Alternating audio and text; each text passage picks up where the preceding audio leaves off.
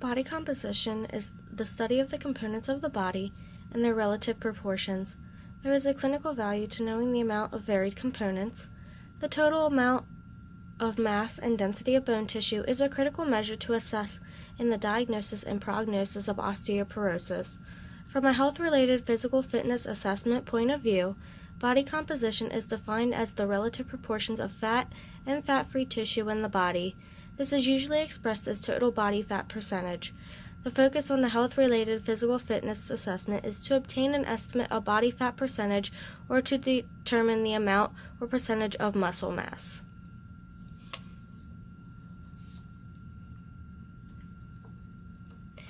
The common uses of body composition assessments include identifying health risks or promoting understanding of health risks associated with too little or too much body fat, assessing the effectiveness of exercise and/or nutrition interventions, estimating ideal body weight to formulate dietary recommendations and exercise prescriptions, monitoring growth, development, maturation, and age-related changes in body composition, especially in children, and formulating interventions to promote and to prevent chronic diseases later in life.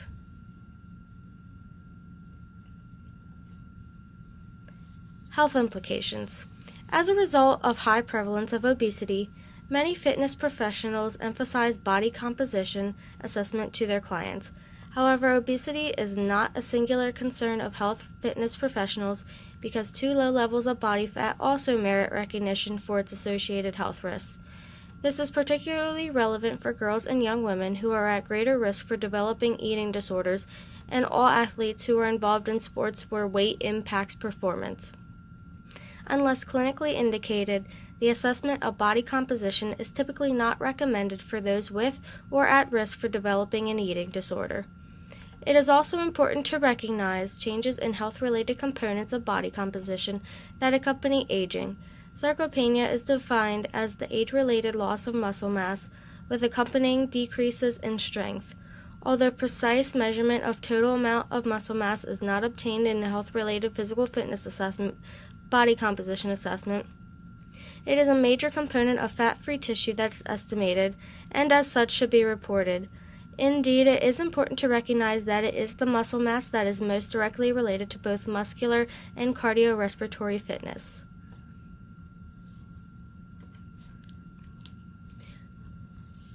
Both obesity and sarcopenia can result in some degree of functional impairment, which may include decreased walking speed, stability, postural control, and neurodegenerative function, and increases in musculoskeletal pain.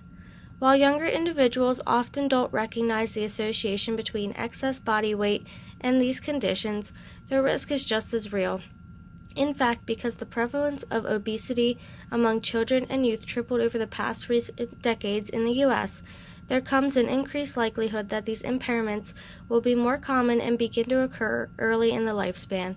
Explaining and discussing the functional limitations of obesity may be a key in promoting an understanding of the negative effects of obesity. Such a discussion may be subsequently encouraged in involvement in a fitness program. Many adults rarely perform activity requiring high levels of muscular power, and most have neglected any forms of resistance exercise training, thereby making the onset of sarcopenia more likely and at an early age. Sarcopenia is also identified as a major predictor of disability, which then leads to nursing home institutionalization regardless of age. Thus, assessments of muscle mass estimates should be considered as a key component of health-related physical fitness assessments in adults, particularly those with sparse physical activity background, because the assessment may also provide sufficient motivation to incorporate muscular fitness training into an individual's exercise programs. Is there a gold standard test? No one method exists to accurately quantify the total amount of body fat in a living individual. There are some clinical measures that can provide accurate determinations of the amount of body fat in a particular segment of the body, but there is no one perfectly accurate test. Fitness professionals have limited ability to obtain true clinical measures of body composition for their clients. However, they may obtain these measures as a part of their medical care and may bring them to physical fitness professionals for advice. MRI and CT scans are typically used for diagnostic procedures for various diseases. They take a cross-sectional picture of a body region and produce an image allowing for a precise look at fat and fat-free mass. They can assess the change in the amount of fat, bone, and muscle tissue related to different interventions such as exercise. Dual X-ray absorptiometry (DXA) measurements are ordered for individuals as a diagnostic test for osteoporosis, with the main outcome measure being bone density. However, X-ray technology allows for the assessment of relative amounts of other body components such as fat and lean tissue. DXA, MRI, and CT scans allow for the evaluation of regional body fat proportions, which can be remeasured over time to identify changes. Test of body volume.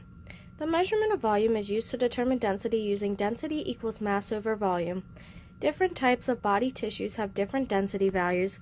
In health-related physical fitness body composition assessments, the known difference in the density of fat versus fat-free tissues is used to derive estimates of body fat percentage. Two widely used health-related physical fitness body composition assessment methods are underwater weighing and plethysmography. This allows for determination of body volume. Once volume has been derived, density is then used to estimate body fat percentage. Individuals with different characteristics typically have different density, therefore population-specific equations have been developed to determine body fat. These equations were developed around knowledge that body mass can be differentiated on two components, fat mass and fat-free mass, and it is not without its limitations. The hydrostatic weighing method for determining body volume is based on Archimedes' principle, which states that a body immersed in a fluid is buoyed up by a force equal to the weight of the fluid displaced. Therefore, hydrostatic weighing measures body volume by water displacement. To determine body volume by hydrostatic weighing requires measurements of body weight before entering the water and then measuring loss of body weight when submerged underwater. The underwater weight is influenced by two separate amounts of air trapped in the body, residual lung volume, and gas in the gastrointestinal system. These components of trapped air contribute to buoyancy and need to be factored into the calculation of underwater weight. Ideally, residual volume should be directly measured, however, it is often predicted. GI gas is calculated as a constant value of 100 milliliters. As with hydrostatic weighing, plethysmography is also based on the concept of displacement, but in this procedure the matter is being displaced by air. A body plethysmograph can determine changes in volume with measures of pressure according to Boyle's law. There is one leading manufacturer who sells whole plethysmographs that contain separate chambers and provide measures of body volume by assessing air displacement. These chambers are used to measure air displacements. Measurements of pressure and volume are made through three consecutive measures, first with the front chamber empty, then with the standard cylinder of known volume to calibrate the system, and finally with a person in the front chamber. The second air-back chamber remains closed at all times and simply serves as a reference chamber. This procedure requires the client to follow similar pre-test standardizations as for underwater weighing. Additionally, the client must wear only tight-fitting clothing made of nylon and a swim cap to control for temperature variations caused by hair on the head. The client needs to remain still while the instrument makes the measure of body volume, thus making this procedure less demanding and time-consuming than underwater weighing. The outcome measures body volume is then used to calculate the body density. Anthropometry. Anthropometry is the measurement of human body, which includes measures of circumferences or girths as well as skin folds. Anthropometric measurements are made at various specific sites on the body. Skin fold measurements can be used to estimate body fat percentages based on the assumption that the amount of subcutaneous fat is proportional to the total amount of body fat. At first glance, pinching a fold of skin and applying a set of calipers to measure the distance appears to be a simple skill. However, consistently obtaining accurate skin fold measurements requires a good quality skin caliper, specific training, and a significant amount of practice. These are all necessary to keep potential error as small as possible. The skin fold procedure requires that the technician grasp the skin with the thumb and index finger approximately 3 centimeters apart and firmly pull the skin, with the underlying subcutaneous fat, away from the limb or torso. The fold will contain 2 layers of skin with only fat in between.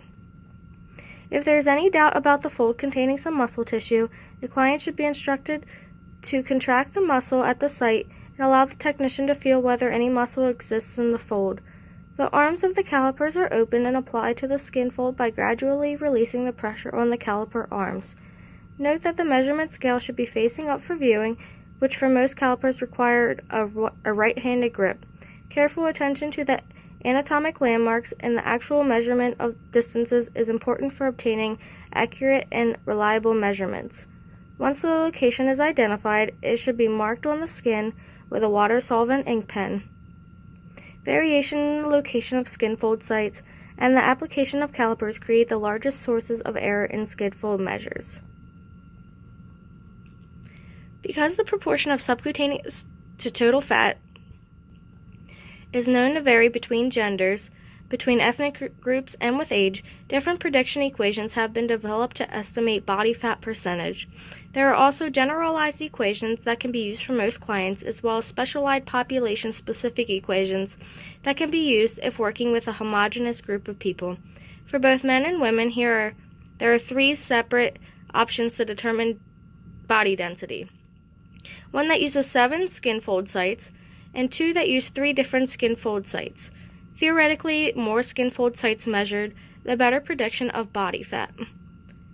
However, for most clients, there are minimal differences between 3 and 7 site methods, so the 3 site methods are typically used.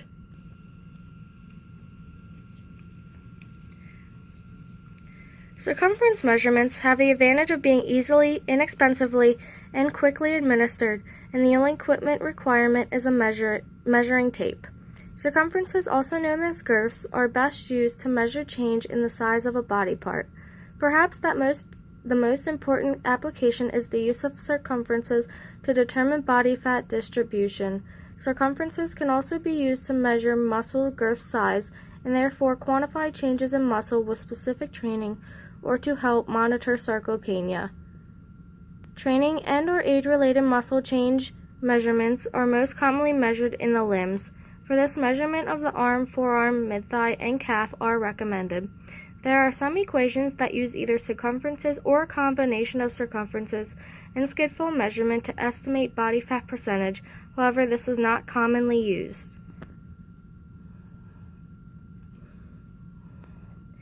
Procedures for body mass index, or BMI.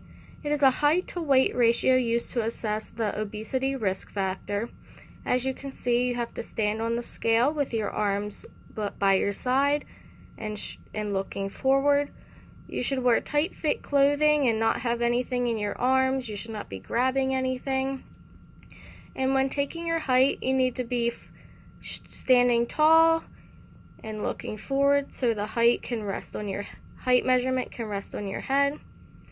And then to find your body mass index, you should convert pounds to kilograms, convert inches to centimeters, then convert the centimeters to meters, then square the meter measure, and then this is used to calculate BMI by dividing your weight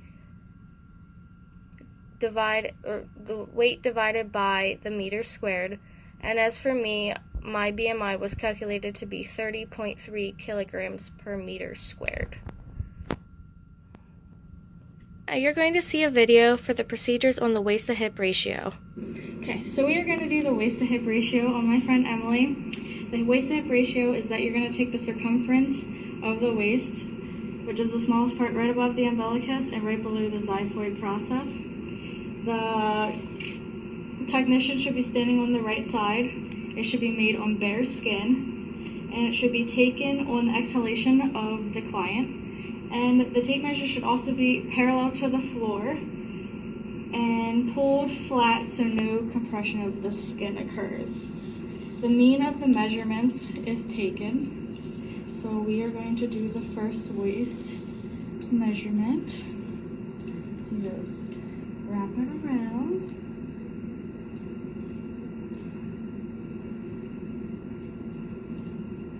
Okay, and exhale. So her first one was 84. I'm just gonna write it down.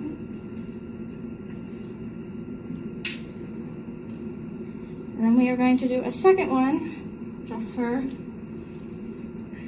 to get the mean. Exhale. Okay. That one was 84.5. Next, I'm going to do the hip ratio, Emily. It is also the same procedures as the waist ratio, but you have to take it on the biggest part of the buttocks, the largest circumference. So here we go. You're also going to stand on the right side.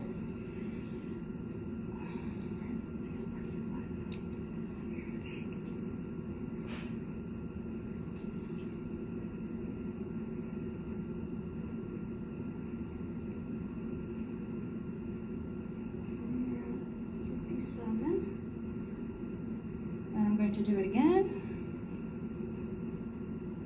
Make sure you're relaxed. Don't clench. Okay. Okay, and you're also at 57. And then next I'm going to explain how the ratio determines body fat and composition. Okay, so for the calculation of the waist to hip ratio of Emily, you want to take the waist divided by the hip measurements. So her average for her waist measurement was 84.25 centimeters, and her average hip measurement was 57 centimeters. So if you divide 84 by 84.25 divided by 57, it gives you a number of 1.48. And as you can see, there's a chart below for the female waist to hip ratio. Anything above a 0.85 is high risk for a high body fat composition. And now you're going to see the procedures for the skin fold assessment. I'm going to demonstrate a skin fold procedure on my good friend Emily. For a skin fold procedure, all measurements should be made on the right side of the body. The caliper should be directly on the skin, 1 centimeter away from the thumb, perpendicular to the skin fold and halfway between the skin fold. The pin should be maintained the whole time, and the measurement should be read 1 to 2 seconds after the pinch, and you should rotate sides to let the skin heal from the pinching. So I'm going to do a 3-site on her. I'm going to do the triceps, the superiliac, and the abdominal. So I'm just going to go ahead and measure them out. Okay, so like I said, it should be made on the right side of the body. So for the triceps, it's going to be halfway between the shoulder and the olecranon process. So if we take that, it's going to be on the upper part of the arm, so it's going to be about right here. And then for the superiliac, it is going to be right above her hip bone, just superior to that. So the hip bone right here. And then for the abdominal, it's going to be also on the right side. It's going to be about 2 centimeters from the umbilicus. So just go ahead. So right about over here. Okay. So first, I'm going to do the tricep one. So the tricep is going to have a vertical fold. So I'm just going to go right here.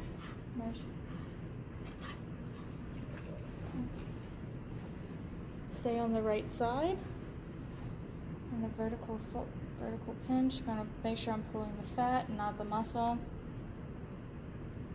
And then it's going to be pinched right in the middle, and it's going to be 28 for the first one. And then I am going to do her superiliac next. It's going to be a diagonal fold. Make sure you're just getting the subcutaneous fat. going to be 27.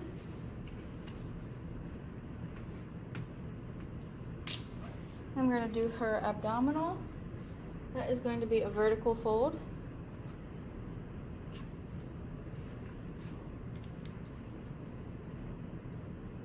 That's going to be 18. Then let her skin heal a little bit from the pinching. I'm going to take the average of the two measurements that I'm taking to get her mean. Alright, so we're going to do the tricep again. Vertical fold, make sure you're not getting the tricep, just the subcutaneous fat. That's going to be 29. Difference of 1 millimeter, so that's fine. Then we're going to do the suprailiac again, which is going to be a diagonal fold. Make sure you're just getting the fat. It's going to be a 26. And we're going to do the abdominal one again. Vertical fold.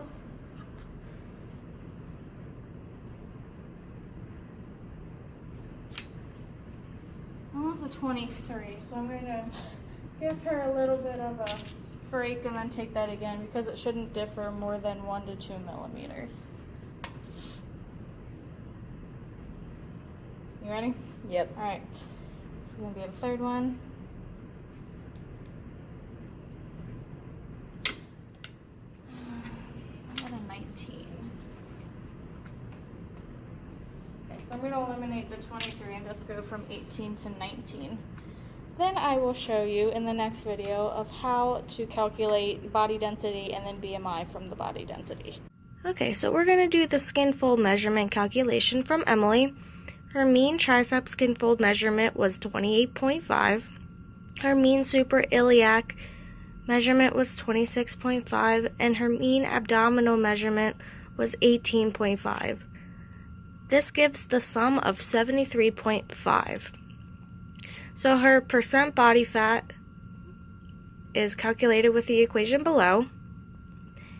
And if you plug the sum and her age into the calculation, which her age being 22, it gives you her percent body fat at 29.34, which is almost high risk for body fat percentage for a female.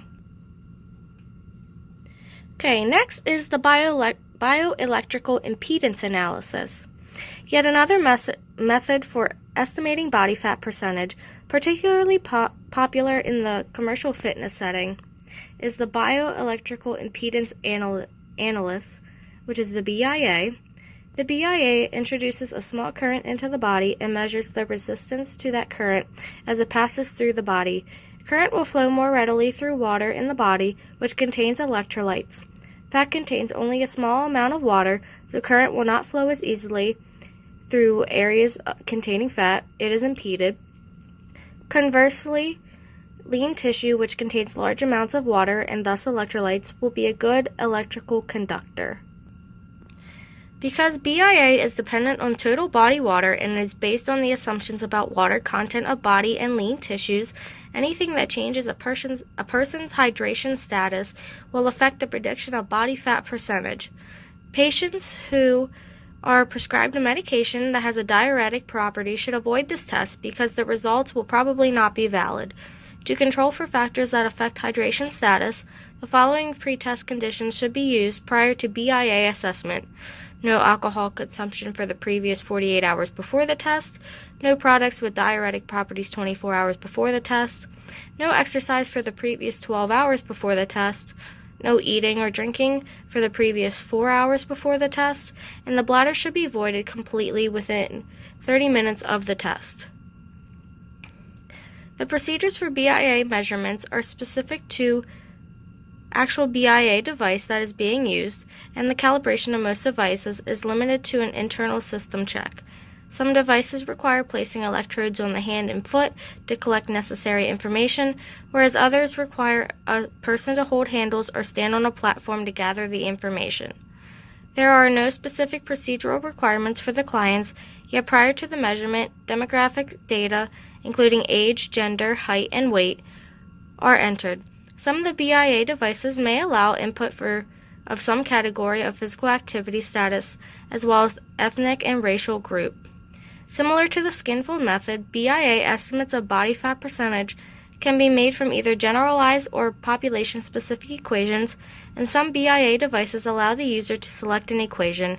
Generally, most devices do not report the actual impedance values, so the raw data are unavailable for use in other equations. Okay, so next is the calculation of ideal body weight. This is based on your height and weight, which was taken in the BMI section. The ideal body weight for pounds is equal to 100 plus 5 times your height minus 60. So for me, my height was 63 inches, which would make my ideal body weight 115 pounds.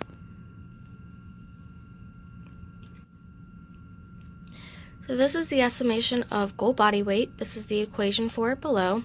This is based on the example provided in my book for a 20-year-old male that weighed 200 pounds, and he wanted to get his body fat percentage down to a 15% from a 25%.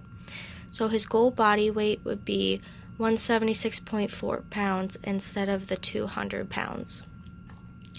So in summary, body composition measurements are performed as part of a health-related physical fitness evaluation and also provides important information related to functional status.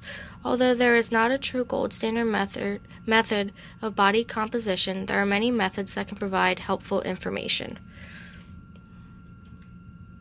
And here are my references.